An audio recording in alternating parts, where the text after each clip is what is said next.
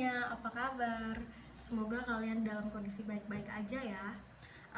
Selamat datang di Ngobaca atau Ngopi bareng Aca. Ini sebenarnya konten podcast pertama aku sih, jadi I really so excited and so yeah, that's it. Di video podcast kali ini, saya akan bercerita mengenai dampak pribadi yang saya rasakan pada saat saya pertama kali bisa mengakses teknologi komunikasi dan informasi. Jadi langsung aja check it out.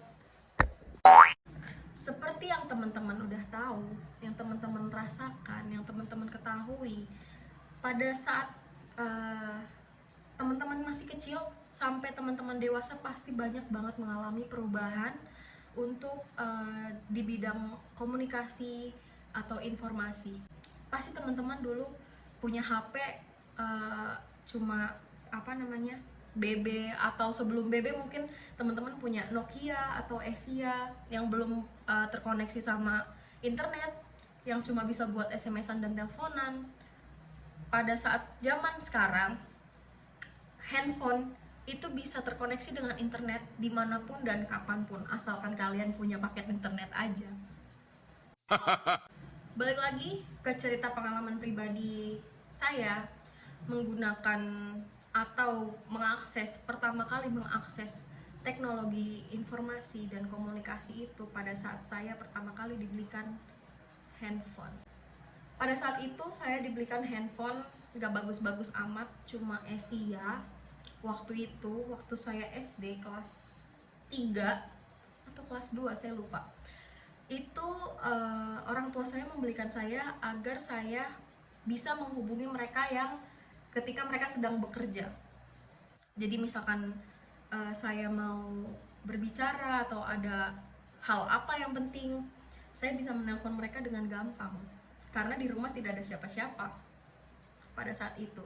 Atau kita bisa SMS-an, bisa tanya kabar, ibu sedang di mana, ibu lagi di mana, atau saya bisa telepon ayah sudah sampai rumah belum, seperti itu. Lalu pada saat saya bisa mengakses internet, itu adalah ketika saya mengenal yang namanya warnet. Warnet itu kalian tahu sendiri, pasti kalian tahu yang namanya warnet. Warnet itu adalah warung internet, kepanjangan dari warung internet. Jadi warung tersebut itu punya beberapa komputer dan itu terkoneksi dengan internet. Jadi pada saat itu saya datang ke warnet untuk membuat Facebook karena teman-teman saya jujur sudah pada punya Facebook dan saya nggak punya Facebook. Jadi saya merasa kayak wah, harus buat karena teman-teman udah pada punya semua. Lalu habis itu saya pergi ke warnet yang 1 jamnya cuma 3.000. It's so murah, it's so cheap.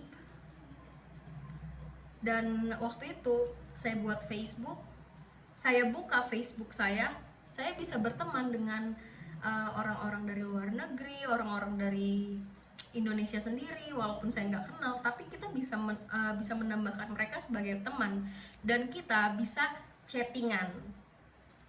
Jadi kita bisa berkenalan, misalkan saya berkenalan dengan orang yang ada di Kalimantan, jadi saya bisa terkoneksi gitu dengan dia. Jadi suatu saat saya main ke Kalimantan, saya bisa bertemu dengan dia, seperti itu. Lalu juga di Facebook itu bukan sekedar kita untuk berteman atau chattingan saja, tetapi kita juga bisa melihat status teman-teman kita.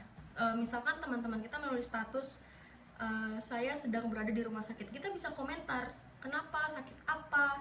Jadi kita bisa tahu mereka, informasi-informasi dari mereka, dan kita juga bisa mendapatkan informasi-informasi dari dunia luar atau dari luar negeri, seperti itu. Misalkan ada kejadian-kejadian apa, ada kejadian terorisme atau kejadian tsunami atau bencana alam di Jepang, kita bisa tahu walaupun kita sedang berada di Indonesia, asalkan kita terkoneksi dengan internet. Untuk manfaatnya, yang saya rasakan itu adalah kemudahan. Dengan mudahnya kita untuk mengakses teknologi informasi dan komunikasi, kita mendapatkan manfaat kemudahan untuk menghubungi orang-orang, untuk mengakses berita, untuk mengakses ya dengan umumnya mengakses berita dan menghubungi orang-orang.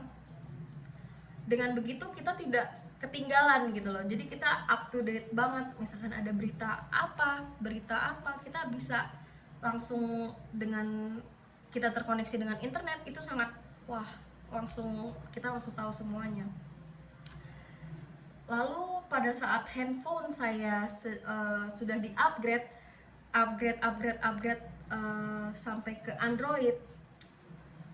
Pertama kali saya dibelikan Android itu pada saat saya kelas 1 SMP. Itu adalah handphone tercanggih di zamannya. Pada saat itu ada yang namanya BBM, tapi saya tidak merasakan namanya pakai BB, BlackBerry.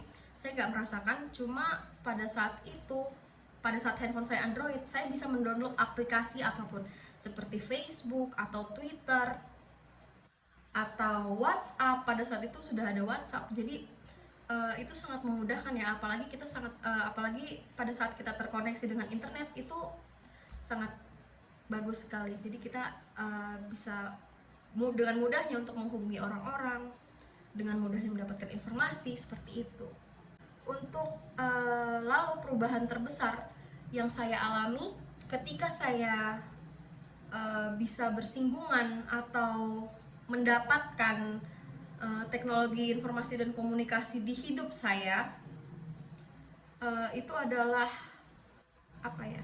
kalau dulu itu kita benar-benar, sebelum saya mengenal itu yang namanya handphone, saya merasa seperti susah ya untuk mengetahui apa-apa, untuk mendapatkan informasi atau panggilan.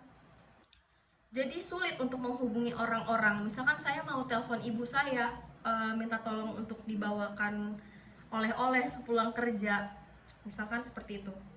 Sulit untuk mengaksesnya karena saya tidak bisa memberitahu. Masa saya harus datang ke kantor ibu saya? Tidak mungkin dong, karena waktu itu saya masih kecil. Tapi dengan adanya teknologi ini, teknologi handphone atau teknologi yang namanya internet, kita bisa langsung telepon. Asalkan kita tahu nomor ibu kita telepon. Dengan adanya pulsa atau adanya internet, terkoneksi dengan internet, kita langsung nyambung, kita langsung mendengarkan suara ibu kita langsung, kita langsung bisa ngomong seperti itu.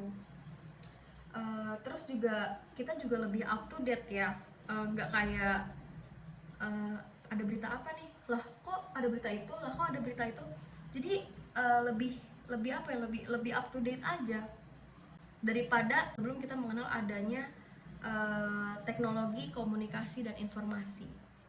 Konsekuensi yang bisa kita simpulkan dalam cerita-cerita saya tadi yang sudah saya ceritakan itu, kita sangat-sangat pada saat ini kita sangat-sangat mudah untuk mengakses apapun di internet. Kita mau cari apapun, kita pasti bertemu itu di internet. Atau kita bisa berkenalan dengan siapapun di luar negeri sana. Kita mau kenalan sama bule pun bisa. Cuma negatifnya untuk mengakses berita-berita di internet itu kita kenal yang namanya hoax. Hoax itu adalah berita-berita bohong yang dikemas ulang, yang dilebih-lebihkan, tapi tidak benar adanya. Itu yang harus kita waspadai pada saat ini. Kita harus merecek ulang untuk memastikan apakah berita tersebut benar atau tidak.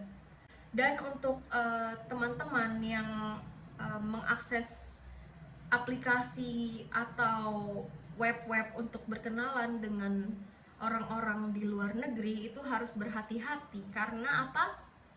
Karena kita tidak tahu orang tersebut itu baik atau tidak, karena kita belum pernah bertemu dengan orang itu sebelumnya, dan kita tidak tahu dunia aslinya itu seperti apa, karena yang kita kenal itu hanyalah di dunia maya.